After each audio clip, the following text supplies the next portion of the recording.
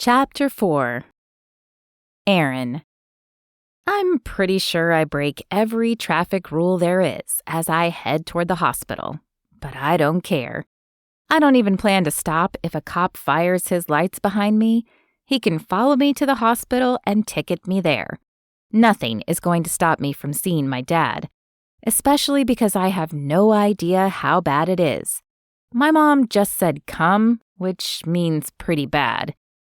The parking lot is mostly empty when I pull in, and I park in the closest spot and jog towards the door. But when I pull on the handle, it doesn't budge. I peer into the glass, hoping to catch someone's eye, but no one appears to be near this entrance. And that's when I realize they must close some of the entrances at night. I suppose it makes sense, fewer entrances to monitor and staff, but it isn't what I wanted to deal with tonight. Jogging, I head around the corner, only half keeping an ear out for any noise. There are fewer lights around the side, and the darkness creeps in, ratcheting up my feeling of unease. Thankfully, the next door I find opens, and I step into a dimly lit waiting room. Aaron! My little sister Molly sees me first and runs to my arms. I don't know how she's still awake since her bedtime was nearly 3 hours ago, but perhaps the worry is keeping her up. I hoist her up and continue to my mother, who looks like she's aged 10 years. Dark circles ring her eyes, and her face looks haggard. My mother has always struck me as young and vibrant, so this contrasting image is jarring. "How is he?" I sit beside her and adjust Molly in my lap. It's been a long time since Molly wanted to sit in my lap, and now that she's 9, it's definitely a harder fit. But she must need the comfort tonight. I don't know yet. They took him in for surgery as soon as he arrived, but that's all I know. With my free hand, I find my mother's hand and squeeze. My dad will be okay. He has to be, because this is my senior year, and it can't go like this. For a while, we sit in silence, and then the soft sound of Molly snoring reaches my ears. I envy her ability to snooze on my lap. Even if I was in a comfortable position, I couldn't sleep because I hate hospitals. I hate the sterile white walls. I hate the antiseptic smell. But mostly, I hate the feeling that floats around me whenever I'm in one. The feeling that this is it, that the person in the hospital isn't going to get better. It sounds morbid, I know, and I'm not even sure where the feeling comes from, but evidently it's been ingrained for a while.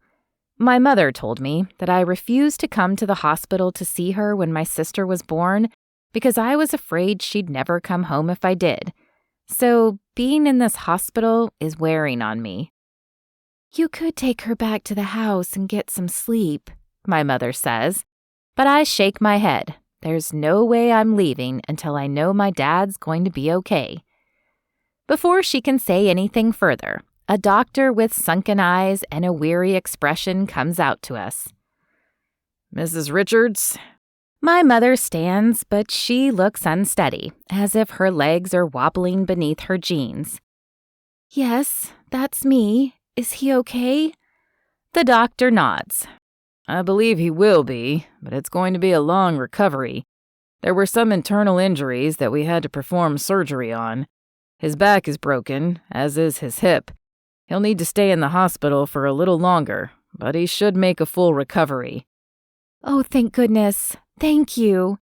My mother throws her arms around the doctor, who pats her awkwardly. He is probably used to the gesture, but he doesn't seem to enjoy it.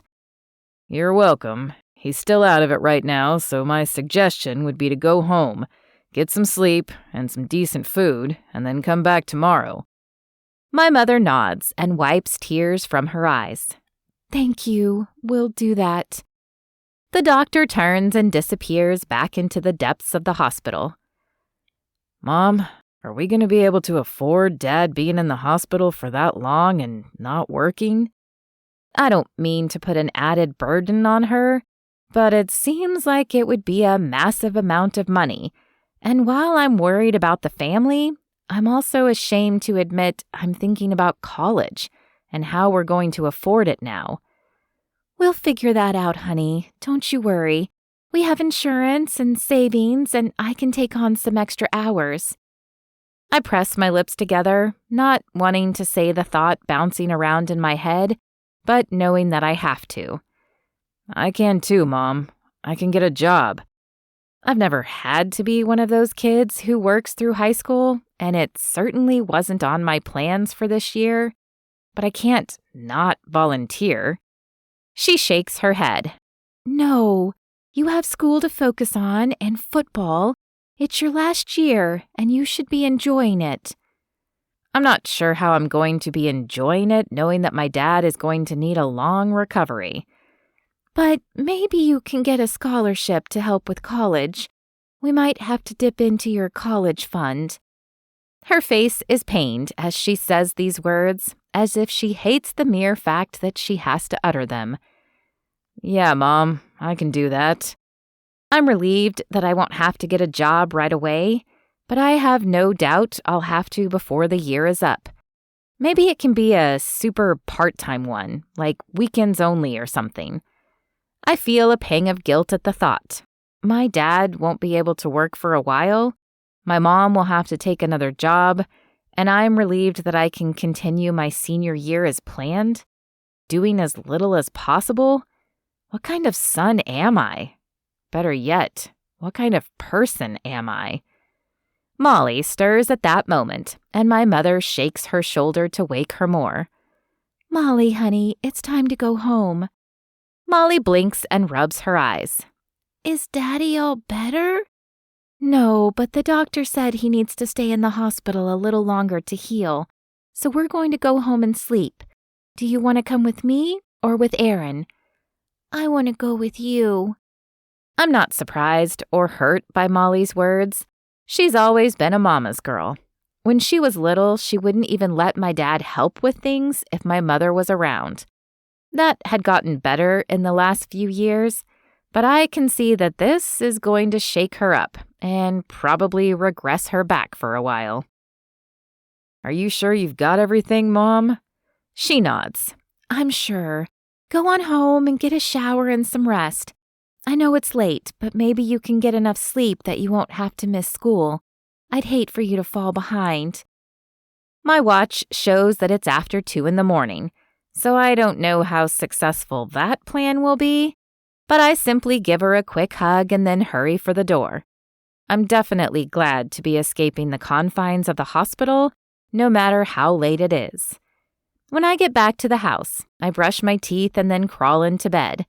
There are a ton of messages from my friends on my phone, but I don't have the energy to answer any of them. Hopefully, they'll understand.